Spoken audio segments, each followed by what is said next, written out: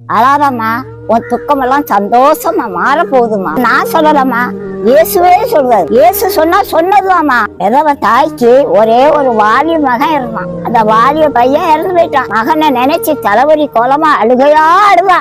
அடக்கம் பண்ண கொண்டு போனாங்க. தாயும் பின்னாலே அழுதுகிட்டே வந்தான். அப்பதான் இயேசு எதிரில வந்தாரு. அந்த தாய் மேல மனசு உருகி அழாதமான்னு சொன்னாரு. அந்த தாய் சொன்னா, நீங்க அழாதன்னு சொன்னாக்க நான் எப்படியா அழாம இருக்க முடியும்? செத்து போன என் மகன் உயிரோடையா வர போறோம் அப்படின்னு சொன்னா. இயேசு அந்த பாடையை தொட்டு, வாலிபனே எழுந்துரு அப்படின்னாரு. இப்ப வாலிய பையன் எழுந்து தாயை கூட்டிட்டு விறுவிறுன்னு வீட்டுக்கு போயிட்டான். இந்த தாயோட துக்கமெல்லாம் சந்தோஷமா மாறிட்டுமா.